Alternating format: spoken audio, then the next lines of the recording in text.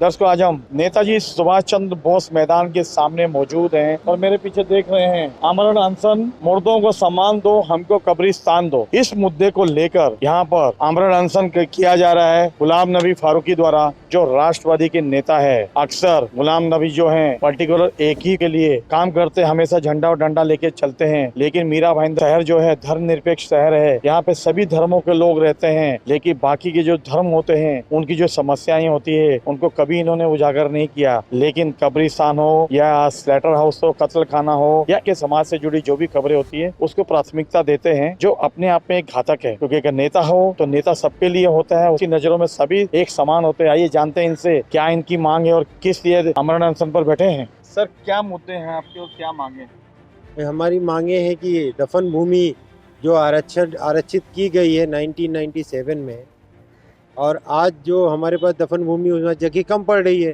तो हमारी मांगे हैं जो रिजर्वेशन है उसको डेवलप कर दिया जाए, और वो डेवलप नहीं हो रहा है। इसके लिए मैं आमरण अनशन पे बैठा हूँ।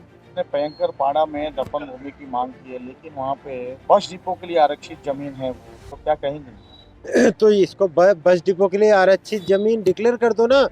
जनता की आंखों में धूल क्यों झोंक रहे? वो जमीन में जो 1997 का डीपी प्लान है उसमें दफन भूमि क्लियर है। अभी जो नया आया डीपी प्लान उसमें भी दफन भूमि क्लियर है। तो ये झूठ कौन बोल रहा है? झूठ बोल रही महानगर पालिका। उसका मेरे पास प्रूफ है।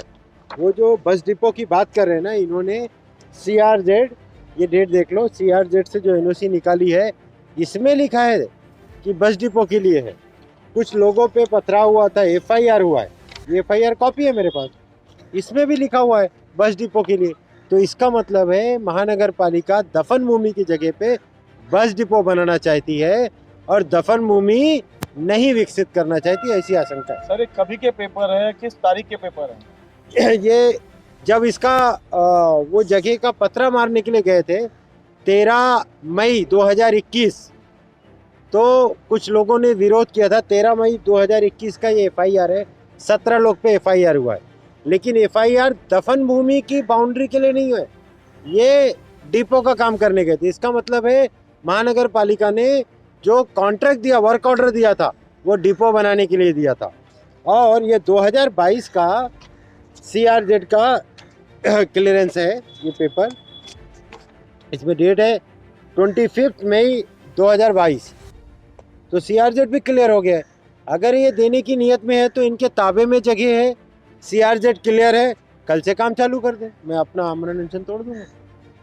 आपको महानगर पालिका से क्या आश्वासन मिल रहा है? सर, मुझे पहला आश्वासन मिल रहा था, मैंने जब से लेटर दिया, ये आमरण अनशन की बात की, डेट दिया, उसके बाद से महानगर पालिका के सारे अधिकारी सो गए हैं। मेरे से किसी ने कोई कम्युनिकेशन नहीं किया। एक ही समाज के लिए कार्य करते हैं कि और भी कई शहर में मुद्दे हैं, जैसे उत्तर में डंपिंग ग्राउंड है, वो भी एक बहुत बड़ा समाज, खोलियों का समाज है, कभी वो आपने उसके लिए आवाज़ नहीं उठाई। और कई मुद्दे यहाँ पे ऐसे हैं जो हिंदुओं से भी कंसर्न रखते हैं। तो मैं आपको बहुत क्लियर करना चाहता हूँ, मैं संविधान में बिलीव करता हूँ, सर्वधर्म समभाव में बिलीव करता हूँ। कुछ दिन पहले ना इधर एक एरिया है जामझाड़पाड़ा, बहुत सारे लोगों के पास आज भी न्यूज़ होगी, जहाँ पे लाइट और पानी नहीं था। वो आदिवासियों के साथ सारी रात मैं खड़े होकर दिवाली भी मनाया हूँ। तो मेरे लिए सारे धर्म समान हैं। अगर रही बात डंपिंग ग्राउंड की, तो उसका विरोध आपके माध्यम से मैं बोल रहा हूँ कि मुझे भी उसका विरोध है। जो गलत चीज़ें होगी जनता के हित के लिए मैं खड़ा हूँ, वो हिंदू हो, मुसलमान हो, सिख हो, क्रिश्चियन हो, कोई भी जात मजहब का हो। महाराष्ट्र में आघाड़ी सरकार थी, तब आप धरने में क्यों नहीं बैठे इस कब्रिस्तान के लिए? सर, ये जो मैं कम्युनिकेशन किया था, मेरे को जवाब सामने से जो आया था CRZ क्लियर नहीं, ये सब। अगर मेरी सरकार होती तो भी मैं धरने पे बैठता। मैं सही काम के लिए डरता किसी से नहीं, कुछ भी हो जाए। मैं तो आज चैलेंज कर रहा हूँ, अगर हमारी सरकार होती तो कमिश्नर साहब भी यहीं नजर आए होते और ये डेवलपमेंट भी स्टार्ट हो गया होता। आघाड़ी सरकार जो थी वो दबाव तंत्र बनाती है प्रशासनिक अधिकारियों पे। देखिए, आपका कहना है ये? मैं आपको पहला क्लियर करना चाहता हूँ कि शमशान, कब्रिस्तान, ये सबको राजनीतिक मुद्दा नहीं बनाना चाहिए।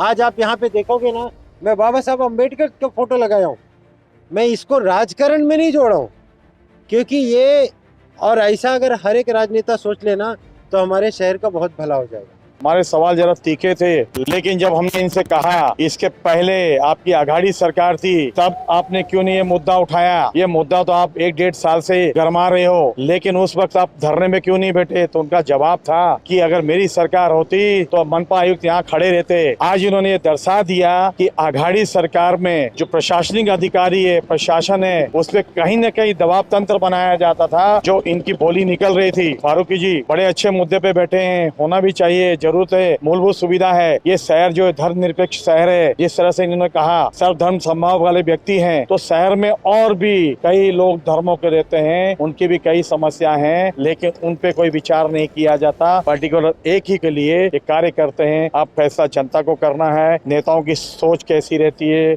और बोलते कुछ और हैं और करते कुछ और हैं। मनपा आयुक्त इस आमरण अनशन पे किस तरह का संज्ञान लेते हैं, वो आने वाला वक्त बताएगा। कैमरामैन प्रभात मिंदे के साथ शशि शर्मा।